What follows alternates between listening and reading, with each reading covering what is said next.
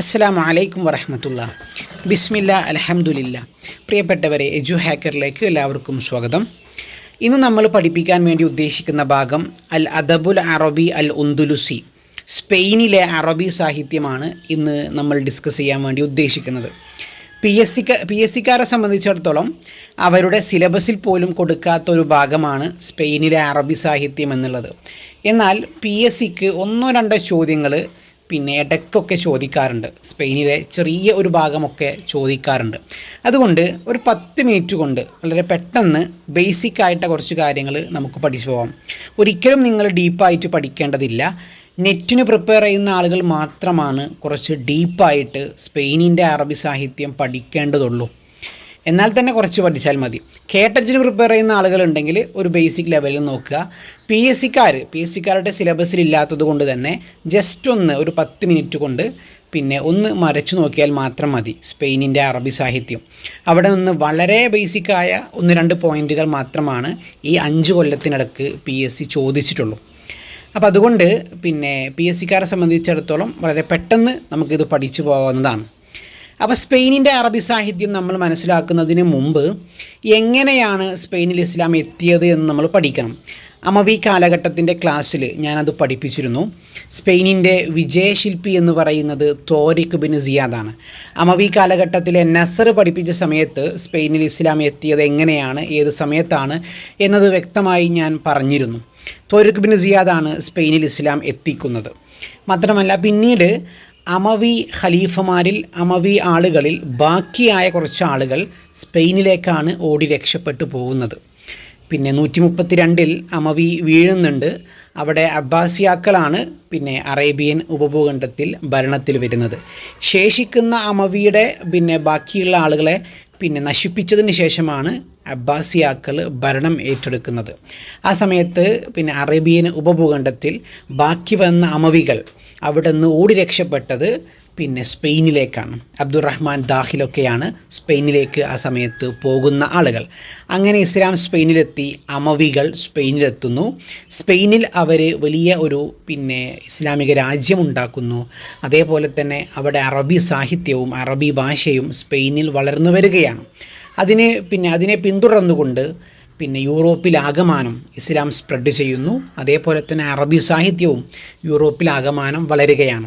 അപ്പോൾ അറേബ്യൻ ഉപഭൂഖണ്ഡത്തിൽ അബ്ബാസിയാക്കൾ ഭരണം നടത്തുന്ന അതേ സമയത്ത് തന്നെയാണ് കുർത്തോബ കേന്ദ്രമാക്കിക്കൊണ്ട് സ്പെയിനിൽ ഇസ്ലാം വളരുന്നതും അറബി സാഹിത്യമൊക്കെ വളരുന്നതും. ഇവിടെ അബ്ബാസിയാക്കളും അവിടെ അമവിയാക്കളും ആണ് വളരുന്നത്.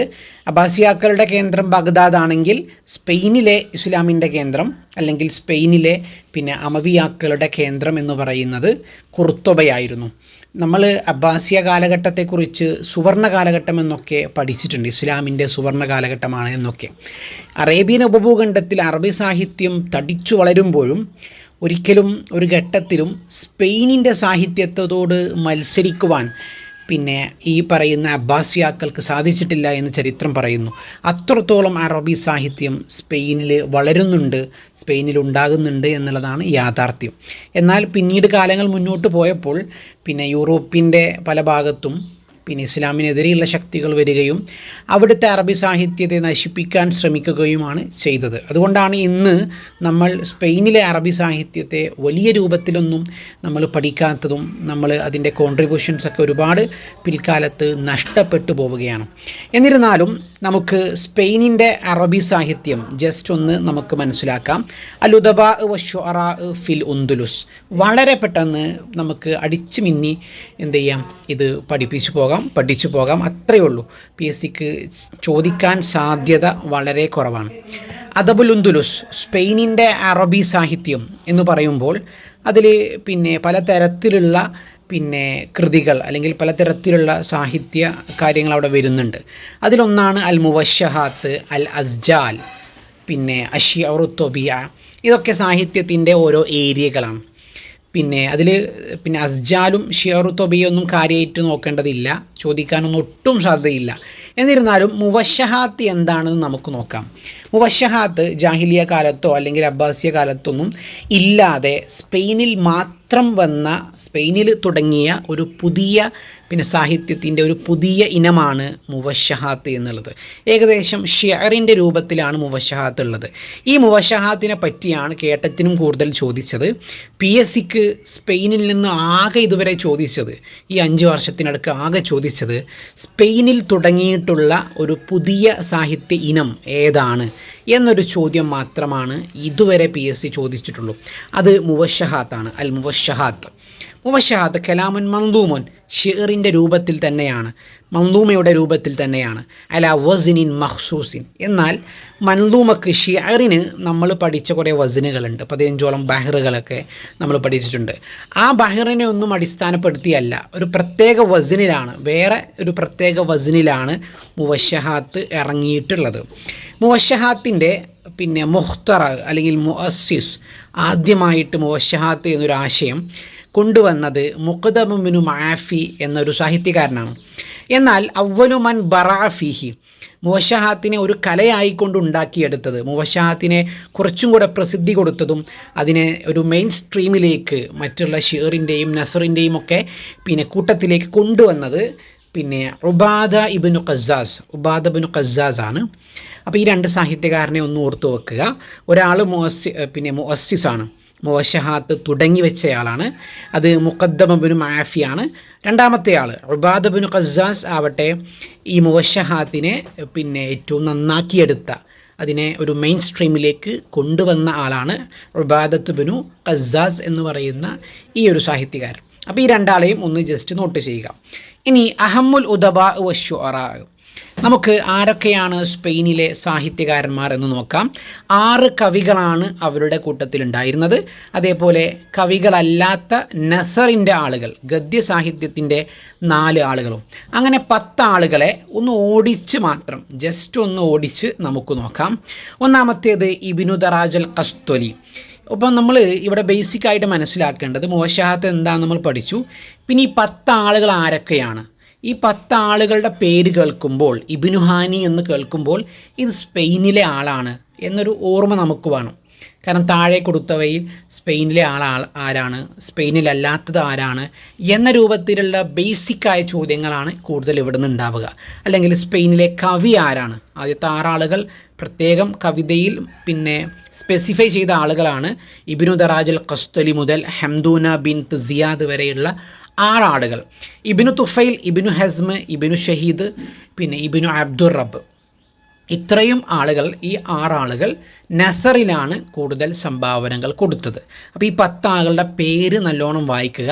ഇവരുടെ പേര് കേൾക്കുമ്പോൾ ഇവർ സ്പെയിനിലുള്ള ആളുകളാണ് എന്ന ഒരു ഓർമ്മ നമുക്ക് വേണം. ഇബ്ന് എന്നാണ് എല്ലാവരുടെയും തുടക്കത്തിലുള്ളത്, അതായത് ഇതിലെ ആണുങ്ങളുടെയൊക്കെ തുടക്കത്തിലുള്ളത് ഇബ്ന് എന്ന വാക്കുകൊണ്ടാണ് തുടങ്ങുന്നത്. അതല്ലാതെ പിന്നെ 2 സ്ത്രീകളാണ് ഇതിലുള്ളത്, വല്ലാദയും ഹംദൂനയും. അപ്പോൾ ഈ 10 ആളുകളെ ഒന്ന് ജസ്റ്റ് നമ്മളൊന്ന് മനസ്സിലാക്കണം. ഒന്നാമത്തെ ആൾ ഇബ്നു ദറാജൽ ഖസ്ത്വലിയാണ്. അദ്ദേഹം കവിയാണ്, എഴുത്തുകാരനാണ്. അദ്ദേഹം കുർത്തുബയിലാണ് ജനിച്ചത്. ഇസ്ലാമിക സ്പെയിനിൻ്റെ തലസ്ഥാനം കുർത്തുബയാണ്. ഇന്ന് നമുക്കറിയാം മഡ്രിഡൊക്കെയാണ് അതിൻ്റെ തലസ്ഥാനം. ഇസ്ലാമിക സ്പെയിനിൻ്റെ തലസ്ഥാനം കുർത്തുബയായിരുന്നു, കോർഡോവ. സ്പെയിനിനെ നമ്മൾ ഉന്തുലുസ് എന്ന് വിളിക്കുന്നുണ്ട്, പിന്നെ യൂറോപ്യൻസ് അന്തുലുസ് എന്നാണ് പറയാറുള്ളത്. പിന്നെ അതേപോലെ തന്നെ ഇസ്ബാനിയ എന്ന്, ഇന്നത്തെ കാലത്ത് ഇസ്ബാനിയ എന്ന് സ്പെയിനിന് നമ്മൾ അറബിയിൽ പറയുന്നുണ്ട്. ഉലിദ ഫി കുർത്തുബ. ഇബ്നു ദറാജൽ ഖസ്ത്വലി ജനിച്ചത് കുർത്തുബയിലാണ്. അദ്ദേഹത്തിൻ്റെ ലഖബാണ് മുത്തനബി അൽ മഗ്റബ്. മഗ്റബിലെ പിന്നെ പടിഞ്ഞാറൻ പ്രദേശത്തെ മുത്തനബി എന്ന് അറിയപ്പെടുന്നത് ഇബ്നു ദറാജൽ ഖസ്ത്വലിയാണ്. ഇഷ്തഹറ ഫിൽ മദ്ഹ്, അദ്ദേഹം ഫേമസ് ആയത് മദ്ഹിലാണ്. രണ്ടാമത്തെ ആൾ ഇബ്നു ഖഫാജയാണ്. അദ്ദേഹം കവിയാണ്. അദ്ദേഹം ഫേമസ് ആയത് ഫിഷിഅർ തൊബിയ, പിന്നെ പ്രകൃതിയെ വർണ്ണിച്ചുകൊണ്ടാണ് അദ്ദേഹം ഫേമസ് ആയിട്ടുള്ളത്. ഞാൻ പറഞ്ഞല്ലോ സ്പെയിനിൽ പിന്നെ 3 ഏരിയകൾ ഉണ്ടായിരുന്നു, പുതുതായിട്ട് സ്പെയിനിൽ പിന്നെ തുടങ്ങിയ 3 ഏരിയകൾ. അതൊന്ന് മുവശഹാത്താണ്, പിന്നെ സജിലാണ്. പിന്നെ സ്പെയിനിൽ ഏറ്റവും കൂടുതൽ കണ്ട ഒരു ഏരിയ ഷിഅറു തൊബിയയാണ്. പ്രപഞ്ചത്തിലെ ഓരോ സംഗതികളെയും വർണ്ണിച്ചുകൊണ്ട് പ്രകൃതിയെ മാത്രമല്ല, പച്ചപ്പിനെ മാത്രമല്ല, പ്രപഞ്ചത്തിലെ ഓരോ വിസ്മയങ്ങളെയും വർണ്ണിച്ചുകൊണ്ടാണ് ഇബ്നു ഖഫാജ എഴുതിയിട്ടുള്ളത്. അദ്ദേഹം ജനിച്ചത് ജസീറത്തു ഷക്കറിലാണ് അദ്ദേഹം ജനിച്ചത്. മൂന്നാമത്തെ ആളെ നമുക്ക് നോക്കാം, ഇബ്നു ഹാനി അൽ ഉന്ദുലുസി എന്നാണ് അദ്ദേഹം അറിയപ്പെടുന്നത്. ഹുവ ഷാഇറുൻ, അദ്ദേഹം കവിയാണ്. ലുഖിബ, അദ്ദേഹത്തിൻ്റെ ലഖബ് അമീറുശ്ശുഅറാഉൽ ഉന്ദുലുസിയ കവികളുടെ നേതാവ് എന്ന് അദ്ദേഹം അറിയപ്പെടുന്നു. അതേപോലെ തന്നെ മുത്തനബി അൽ ഗർബ് എന്ന് അദ്ദേഹം അറിയപ്പെടുന്നുണ്ട്, പടിഞ്ഞാറിലെ മുത്തനബി എന്ന്. അപ്പോൾ പടിഞ്ഞാറിലെ മുത്തനബി എന്നറിയപ്പെടുന്ന രണ്ടാളുകളുണ്ട്. ഒന്ന് ഇബ്നു ദറാജ് അൽ ഖസ്തലിയാണ്. അതിൽ ഉമ്മഹാത്തുകൾ ഉപയോഗിച്ച വാക്ക് മുത്തനബി അൽ മഗ്റബ് എന്നാണ്. ഓക്കെ, എന്നാൽ ഇബ്നു ഹാനിയെക്കുറിച്ച് മുത്തനബി അൽ ഗർബ് എന്നാണ് ഉമ്മഹാത്തുകളിൽ വിശേഷിപ്പിച്ചത്. അപ്പോൾ ഈ രണ്ട് ലക്കബുകളും മാറാതെ തന്നെ നമ്മൾ പഠിക്കണം. ഇബ്നു ഹാനി ജനിച്ചത് ഇഷ്ബീലിയയിലാണ് ഇബ്നു ഹാനി ജനിച്ചിട്ടുള്ളത്. അപ്പം നിങ്ങൾ ആലോചിക്കണം, പിന്നെ ഈ ആളുകൾ കുറച്ച് പോയിന്റുകൾ മാത്രമാണല്ലോ ഞാൻ ക്ലാസ്സിൽ പറയുന്നത്. പിന്നെ ഇമ്രുൽ ഖൈസിനെ പറ്റി പറഞ്ഞപ്പോഴൊക്കെ 3-4 പേജ് ഉണ്ടായിരുന്നു. ഇവരെ പറ്റിയൊക്കെ ഒരു പേജിൽ 2 വരിയോ 3 വരിയോ ഉള്ളൂ എന്ന് സങ്കടം പറയുന്ന ആളുകളുണ്ടാവും. ഇത് കേൾക്കുന്ന ആളുകളിൽ നല്ല പഠിപ്പിച്ചുള്ള ആളുകൾ ഇത് കേൾക്കുന്നുണ്ടാവും. പക്ഷെ നമ്മൾ ആലോചിക്കണം, ഈ ഉന്ദുലുസ് എന്ന ഏരിയ സിലബസിൽ പോലും കറക്റ്റായിട്ട് കൊടുത്തിട്ടില്ല. ഇന്ന് വരെയുള്ള ചോദ്യങ്ങളിൽ ഇടം പിടിച്ചിട്ടുമില്ല. 5-6 കൊല്ലത്തെ ചോദ്യപേപ്പർ ഗവേഷണം ചെയ്തിട്ട് തന്നെയാണ് ഞാൻ ഈ ക്ലാസ്സുകൾ എടുക്കുന്നത്. അപ്പോൾ ഇതിലൊന്നും ചോദ്യത്തിലൊന്നും ഒട്ടും സ്ഥിരമായിട്ട് വരാത്ത ഏരിയയാണ് ഉന്ദുലുസ് എന്നുള്ളത്. നമ്മളൊരു സമാധാനത്തിന് പഠിക്കുകയാണ്, അഥവാ ചോദിച്ചാലോ എന്നുള്ളൊരു സമാധാനത്തിന് മാത്രമാണ് ഉന്ദുലുസ് പഠിക്കുന്നത്. ഇനി അടുത്തയാൾ ഇബ്നു സെയ്ദൂനാണ്. ഇബ്നു സെയ്ദൂൻ കുറച്ചും കൂടെ ഫേമസ് ആയിട്ടുള്ള ഒരാളാണ്. അദ്ദേഹം കവിയാണ്, ഖുർത്തുബയിലാണ് ജനിച്ചത്. അദ്ദേഹം അറിയപ്പെടുന്നത് ബുഹ്തുരി അൽ ഗർബ്, പടിഞ്ഞാറിൻ്റെ ബുഹ്തുരി എന്നാണ് അദ്ദേഹം അറിയപ്പെടുന്നത്. അദ്ദേഹത്തിൻ്റെ ലക്കബ് അദ്ദേഹത്തിന് 2 ലക്കബുണ്ട്. സിൽ വിസാറത്തൈനി, 2 വിസാറത്തിൻ്റെ 2 മന്ത്രിസഭയുടെ ഉടമസ്ഥൻ എന്ന് അദ്ദേഹം അറിയപ്പെട്ടുണ്ട്. അപ്പോൾ 2 ലക്കബുണ്ട്. ബുഹ്തുരി അൽ ഗർബ് എന്നും സിൽ വിസാറത്തൈനി എന്നും അദ്ദേഹം അറിയപ്പെടുന്നു. ലഹു ആഷിഖത്ത്, അദ്ദേഹത്തിനൊരു കാമുകിയുണ്ടായിരുന്നു. ആ കാമുകിയും ഒരു കവിയാണ്. നമ്മൾ അടുത്തത് പഠിക്കാൻ പോകുന്ന ഒരാളാണ്. വല്ലാദ ബിൻത്ത് മുസ്തഖ്ഫ എന്നാണ് ആ കാമുകിയുടെ പേര്. അഷ്ഹറു ഖസീദ, ഇബ്നു സെയ്ദൂന് ഒരുപാട് കവിതകളുണ്ട്. അതിലേറ്റവും ഫേമസ് ആയ 2 അന്നൂനിയ, അതേപോലെ തന്നെ റിസാലത്തുൽ ഹസ്ലിയ. ഇത് 2 ഇബ്നു സെയ്ദൂനിൻ്റെ ഫേമസ് ആയിട്ടുള്ള 2 ഖസീദകൾ. ഇനി നമുക്ക് പിന്നെ 2 സ്ത്രീകളെയാണ് ഈ കൂട്ടത്തിൽ പഠിക്കാനുള്ളത്. ഒന്ന് വല്ലാദ ബിൻത്ത് മുസ്തഖ്ഫ, കവിയത്രിയാണ്. വുലിദത്ത് ഫി ഖുർത്തുബ, കോർഡോവയിലാണ് ജനിച്ചത്.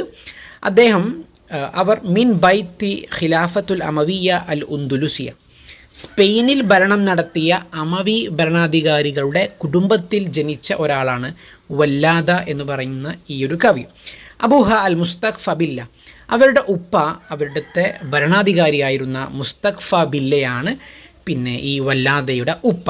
ലുഖിബത്ത്, ഇനി വല്ലാദക്കൊരു ലക്കബുണ്ടായിരുന്നു. അത് ഫറാഷത്തുൽ ഉന്ദുലുസ്, സ്പെയിനിൻ്റെ ഫറാഷത്ത്, സ്പെയിനിൻ്റെ ബട്ടർഫ്ലൈ എന്നാണ് വല്ലാദ അറിയപ്പെട്ടത്. ഇനി അടുത്ത ആളെ നോക്കാം. ഹംദൂന ബിൻത്ത് സിയാദാണ് നമുക്ക് പഠിക്കാനുള്ള ഒരു സ്ത്രീ ആയിട്ടുള്ള ഒരു കവി. ഹിയ ഷാഇറത്തുൻ വുലിദത്ത് ഫി ഖറയത്തി വാദി ആഷ് എന്ന ഗ്രാമത്തിലാണ് ഹംദൂന ജനിച്ചത്.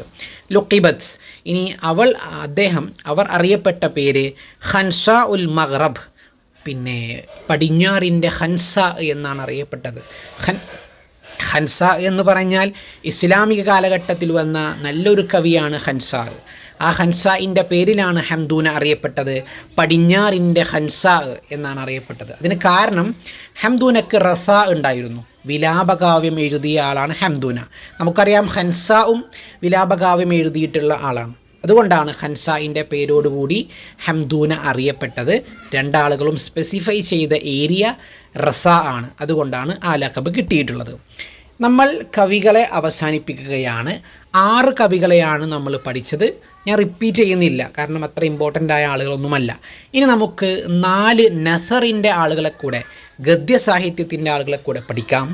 അതിൽ ഒന്നാമത് ഇബ്നു തുഫൈൽ വാദി ആഷിലാണ് ജനിച്ചത്. അദ്ദേഹം ഒരു ഡോക്ടറായിരുന്നു. ഇഷ്തഹറ ഫി തിബ്ബ് വൽ ഫൽസഫ വൽ ഫലക് വൽ റിയാദിയാത്ത്, മാത്സിൽ അദ്ദേഹം ഫേമസ് ആയിട്ടുണ്ട്. ഗോളശാസ്ത്രം, വാനശാസ്ത്രം, ഫൽസഫ, ഫിലോസഫി, തിബ് മെഡിക്കൽ ഫീൽഡിലും അദ്ദേഹം ഫേമസ് ആയിട്ടുണ്ട്. അദ്ദേഹത്തിൻ്റെ വളരെ ഫേമസ് ആയിട്ടുള്ള നല്ല അറിയപ്പെടുന്ന ഒരു നോവലാണ് ഹയ്യ് ഇബ്നു യഖ്ളാൻ എന്ന ഒരു നോവൽ. ഹയ്യ് ഇബ്നു യഖ്ളാൻ പിന്നെ അതിൽ ഒരുപാട് ഏരിയകൾ അദ്ദേഹം പറയുന്നുണ്ട്. ഫൽസഫയുണ്ട്, ദീൻ മതത്തെക്കുറിച്ചുണ്ട്, അദബ് സാഹിത്യമുണ്ട്, തെർബിയ വിദ്യാഭ്യാസവും അതിലുണ്ട്. അപ്പോൾ ഫൽസഫയും ദീനും അദബും തെർബിയയും ഒന്നിപ്പിച്ചുകൊണ്ടാണ്, മിക്സ് ചെയ്തിട്ടാണ് അദ്ദേഹം ഹയ്യ് ഇബ്നു യഖ്ളാൻ എഴുതിയിട്ടുള്ളത്. ശരിക്കും ഹയ്യ് ഇബ്നു യഖ്ളാൻ എന്നൊരു റിവായ നോവല് പിന്നെ ഒരുപാട് ആളുകൾ ചേർന്നിട്ടാണ് എഴുതിയത്. അതിൽ ഇബ്നു സീനയൊക്കെ ഉണ്ട്. എന്നാൽ ഏറ്റവും കൂടുതൽ ഭാഗം അത് എഴുതിയിട്ടുള്ളത് ഇബ്നു തുഫൈലാണ്. അതുകൊണ്ടാണ് അദ്ദേഹത്തിൻ്റെ പേരിലാണ് ഹയ്യ് ഇബ്നു യഖ്ളാൻ അറിയപ്പെടുന്നത്. ഇനി നസറിലെ രണ്ടാമത്തെ ആൾ ഇബ്നു ഹസ്മാണ്. ഇബ്നു ഹസ്മ് ഖുർത്തുബയിലാണ് ജനിച്ചത്. ഹുവ അദീബുൻ വ ഫഖീഹുൻ വ വസീറുൻ. അദ്ദേഹം മന്ത്രിയാണ്, ഫിഖ് പണ്ഡിതനാണ്, സാഹിത്യകാരനാണ്. ലഹു ആഷിഖത്ത്, അദ്ദേഹത്തിനൊരു കാമുകിയുണ്ടായിരുന്നു. നിഅം എന്നാണ് ആ കാമുകിയുടെ പേര്. അവ്വലു മൻ അല്ലഫ ഫി ഫന്നിൽ ഹുബ്ബ്, പ്രധാനപ്പെട്ടൊരു പോയിൻ്റാണ്. അറബി സാഹിത്യത്തിൽ ആദ്യമായി സ്നേഹം, ഫന്നുൽ ഹുബ്ബ്, പ്രണയത്തെക്കുറിച്ചുള്ള പിന്നെ ഏരിയ, പ്രണയത്തെക്കുറിച്ച് സ്നേഹത്തെക്കുറിച്ച് ആദ്യമായി പുസ്തകം എഴുതിയത് നമ്മളുടെ ഇബ്നു ഹസ്മാണ്. തൂഖുൽ ഹമാമ എന്നാണ് ആ ഗ്രന്ഥത്തിൻ്റെ പേര്. അതിൽ പ്രണയത്തെക്കുറിച്ചും പ്രണയിക്കുന്ന ആളുകളെക്കുറിച്ചുമാണ് അദ്ദേഹം പറയുന്നത്. അൽ ഐഷ്ഖ് വൽ ഉഷാഖ് വളരെ ഇമ്പോർട്ടൻ്റ് ആയിട്ടുള്ള ഫേമസ് ആയ ഒരു ഗ്രന്ഥമാണ്. സ്പെയിനിനെ കുറിച്ച് സിലബസിൽ ഇല്ലാത്തത് കൊണ്ടാണ് ഈ ചോദ്യങ്ങളൊന്നും വരാത്തത്. ഇൻ കേസ് സ്പെയിൻ സിലബസിൽ ഉണ്ടായിരുന്നെങ്കിൽ ഹയ്യ് ഇബ്നു യഖ്ളാനും അതേപോലെ തൂഖുൽ ഹമാമയുമൊക്കെ അതിൽ ഇടം പിടിക്കുമായിരുന്നു. അത്രത്തോളം ഇമ്പോർട്ടൻ്റ് ആയ പുസ്തകമാണ്. യുഖാലു ഇന്നഹു അക്ബറു ആലിമുൻ ബഅദ തുബരി. തുബരിയെ നമുക്കറിയാം, ഇബ്നു ജരീർ അത്തുബരി. തുബരി ഫിഖ് പണ്ഡിതനാണ്. അതേപോലെ തന്നെ തുബരിക്ക് ശേഷം ഏറ്റവും വലിയ ഫിഖ് പണ്ഡിതൻ ഇബ്നു ഹസ്മാണ് എന്നൊരു ഖൗല് ചരിത്രത്തിൽ പറയുന്നുണ്ട്. മിൻ അഅ്മാലിഹി, അദ്ദേഹത്തിൻ്റെ ഫിഖിൻ്റെ മേഖലയിലുള്ള ഒരു പുസ്തകമാണ് കിതാബു ഉസൂൽ വൽ ഫുറൂഅ് എന്ന് പറയുന്ന ഒരു പുസ്തകം. ജസ്റ്റ് നോട്ട് ചെയ്യുക. അപ്പോൾ ഒരുപാട് ഇമ്പോർട്ടൻ്റ് ആയിട്ട് സിലബസ് കാണാത്ത ആളുകളാണ് ഇവരൊക്കെ എങ്കിലും ഒന്ന് രണ്ട് പോയിൻറ്റുകൾ ഞാൻ യെല്ലോയിൽ മെൻഷൻ ചെയ്ത പോയിൻറ്റുകളൊക്കെ നിങ്ങൾ പഠിച്ചു വെക്കുക. ഇബ്നു ഷഹീദ്, ഇബ്നു ഷഹീദ് എന്നും ഇബ്നു ഷുഹൈദ് എന്നും കേൾക്കാറുണ്ട്. ഇബ്നു ഷഹീദിനെ നോക്കാം. ഹു അദീബുൻ വഷായിറുൻ, അദ്ദേഹം കവിയാണ്, സാഹിത്യകാരനാണ്. കൂടുതൽ കോൺട്രിബ്യൂഷൻ നസറിൻ്റെ മേഖലയിലാണ് ഉള്ളത്. അദ്ദേഹത്തെ നസറിൻ്റെ പിന്നെ ഇനമായിക്കൊണ്ടാണ് പിന്നെ കൂടുതൽ സിലബസുകളുമൊക്കെ എണ്ണിയിട്ടുള്ളത്. പിന്നെ അദ്ദേഹം നെറ്റിൻ്റെ സിലബസിലൊക്കെ ഇടം പിടിച്ച ഒരാളാണ് ഇബ്നു ഷഹീദ്. നെറ്റിൻ്റെ ഭാഗത്ത് നസറിൻ്റെ കൂട്ടത്തിലാണ് ഇബ്നു ഷഹീദിനെയൊക്കെ എണ്ണിയിട്ടുള്ളത്. ഷാഇറുൽ അൽവാൻ വൽ അൻആം എന്ന് അദ്ദേഹം അറിയപ്പെടുന്നു. നിറങ്ങളുടെ അതേപോലെ തന്നെ കന്നുകാലികളുടെയൊക്കെ പിന്നെ കവി എന്ന് അദ്ദേഹം അറിയപ്പെടുന്നു. അദ്ദേഹം ഈ മേഖലകളിൽ കൂടുതൽ വർണ്ണിച്ചുകൊണ്ട് എഴുതിയതാകൊണ്ടാവാം ഇങ്ങനെ ഒരു ലക്കബ് അദ്ദേഹത്തിന് കിട്ടിയിട്ടുള്ളത്. മിൻ അഅ്മാലിഹി, അദ്ദേഹത്തിൻ്റെ പ്രധാനപ്പെട്ട ഒരു ഗ്രന്ഥമാണ് റിസാലത്തു തവാബി വ സവാബി എന്ന ഈ ഗ്രന്ഥം. ഇനി അവസാനമായിക്കൊണ്ട് നമുക്ക് ഇബ്നു അബ്ദുർ റബ്ബിനെ കുറിച്ച് നമുക്ക് കുറച്ച് കാര്യങ്ങൾ പഠിക്കാം. ഹുവ ഷാഇറുൻ വ അദീബുൻ, കവിയുമാണ് സാഹിത്യകാരനുമാണ്. ജനിച്ചത് ഖുർത്തുബയിലാണ്. അദ്ദേഹത്തിനൊരു ലക്കബുണ്ട്, മലീഹുൽ ഉന്ദുലുസ് എന്നൊരു ലക്കബിൽ അദ്ദേഹം അറിയപ്പെടുന്നുണ്ട്. അദ്ദേഹത്തിൻ്റെ വളരെ പ്രധാനപ്പെട്ട ഒരു ഗ്രന്ഥമാണ് അൽ ഇഖ്ദുൽ ഫരീദ് എന്ന ഗ്രന്ഥം. അത് ഒരു മസ്ദറാണ്, നല്ല ഒരു സോഴ്സാണ്. ചരിത്രത്തെക്കുറിച്ച് മനസ്സിലാക്കാനുള്ള നല്ല ഒരു മറാജി ആയിക്കൊണ്ടാണ് ഇഖ്ദുൽ ഫരീദിനെ കാണുന്നത്. ബൃഹത്തായ ഒരു ഗ്രന്ഥമാണ് അൽ ഇഖ്ദുൽ ഫരീദ്. ചരിത്രമാണ് അതിലെ വിഷയം. അപ്പോൾ ഇത്രയാണ് നമുക്ക് ഇന്ന് പഠിക്കാനുള്ളത്. 20 മിനിറ്റ് കൊണ്ട് നമുക്ക് കംപ്ലീറ്റ് ചെയ്യാൻ പറ്റുന്ന ഒരു ഭാഗമാണ് ഉന്ദുലുസ് എന്നുള്ളത്. പെട്ടെന്ന് പഠിച്ചു പോകാൻ പറ്റുന്ന ചെറിയ ഒരു ഏരിയയാണ്. 10 ആളുകളാണ് ഉന്ദുലുസിലുള്ളത്. അതിൽ 6 ആളുകൾ കൂടുതൽ സ്പെസിഫൈ ചെയ്തത് കവിതയിലാണ്, ബാക്കി 4 ആളുകൾ കൂടുതൽ നസറിലാണ്. അപ്പോൾ നിങ്ങളെല്ലാവരും കഷ്ടപ്പെട്ട് പഠിക്കണമെന്നില്ല, ഈ ഏരിയ കഷ്ടപ്പെട്ട് പഠിക്കണമെന്നില്ല. അതാണ് എൻ്റെ ഒരു റിക്വസ്റ്റ്. PSCക്ക് തീരെ ചോദിക്കാത്ത ഏരിയയാണ്. അപ്പോൾ ഇത് 20 മിനിറ്റ് പിന്നെ എൻ്റെ ക്ലാസ് കേട്ടിട്ട് പിന്നെ മെയ് 8 വരുന്ന എക്സാമിന് ചോദ്യങ്ങളൊന്നും ചോദിച്ചിട്ടില്ലല്ലോ എന്നൊരു പരാതി എന്നോട് നിങ്ങൾ പറയരുത്. കാരണം PSCക്ക് തീരെ ഇമ്പോർട്ടൻസ് ഇല്ലാത്ത ഒരു ഏരിയ തന്നെയാണ് സ്പെയിൻ എന്നുള്ളത്. എന്നിരുന്നാലും അദബിൻ്റെ ക്ലാസ്സുകൾ ഞാൻ ചെയ്യുമ്പോൾ നല്ലൊരു കോൺട്രിബ്യൂഷൻ കൊടുത്ത ആളുകളാണ് സ്പെയിനിൻ്റെ ആളുകൾ. അവരെ സ്കിപ്പ് ചെയ്യാൻ കഴിയില്ല. അതുകൊണ്ടാണ് ഞാൻ ഒരു ക്രൊണോളജിക്കൽ ഓർഡർ അബ്ബാസിയ വരെയാണല്ലോ ഞാൻ എടുത്തത്. അതിന് ശേഷമുള്ളത് പിന്നെ ഉന്ദുലുസിൻ്റെ സാഹിത്യമാണ്. അപ്പോൾ ആ ഓർഡർ നിലനിർത്താൻ വേണ്ടിയിട്ടാണ് ഞാൻ ചെറിയൊരു ക്ലാസ് ഈ ഒരു വിഷയത്തിൽ തന്നിട്ടുള്ളത്. ഞാൻ അവസാനിപ്പിക്കുന്നു. പിന്നെ കൂടുതൽ കാര്യങ്ങൾ വലിച്ചു നീട്ടി പറയുന്നില്ല. എല്ലാ ക്ലാസ്സിലും പറയുന്നത് പോലെ നമ്മൾക്ക് വേണ്ടിയിട്ടൊക്കെ നിങ്ങൾ ദുആ ചെയ്യുക. നമ്മളുടെ രാജ്യം ഒരു ഇലക്ഷനിലേക്കാണ് പോയിക്കൊണ്ടിരിക്കുന്നത്. നമ്മൾ ആ സമയത്ത് PSC ഉണ്ട് പഠിക്കണം എന്ന് പറഞ്ഞുകൊണ്ട് പിന്നെ ഇലക്ഷൻ്റെ ദിവസങ്ങളിലൊന്നും ഒരിക്കലും മാറി നിൽക്കരുത്. അത്രയും ഇമ്പോർട്ടൻ്റ് ആയിട്ടുള്ള ഒരു ഇലക്ഷനാണ്. ഈ രാജ്യം നിലനിൽക്കണോ വേണ്ടയോ എന്ന് തീരുമാനിക്കുന്ന ഒരു ഇലക്ഷനാണ്. അപ്പോൾ അതുകൊണ്ട് ഇലക്ഷനിലൊക്കെ കൃത്യമായി നമ്മളുടെ പിന്നെ വോട്ട് രേഖപ്പെടുത്തുക. മാത്രമല്ല വർഗീയ ശക്തികൾക്കെതിരെ മുന്നിൽ നിന്നുകൊണ്ട് നമ്മൾ പോരാടുക. അവസാനിപ്പിക്കുന്നു. പ്രാർത്ഥനകളിലൊക്കെ ഉൾപ്പെടുത്തുക. ഓക്കെ, നിങ്ങളുടെ അഭിപ്രായങ്ങൾ കമൻ്റ് ആയിക്കൊണ്ട് അറിയിക്കുക. വ ആഖിറു ദഅവാന അനിൽ ഹംദുലില്ലാഹി റബ്ബിൽ ആലമീൻ. അസ്സലാമു അലൈക്കും വറഹ്മത്തുള്ളാഹി.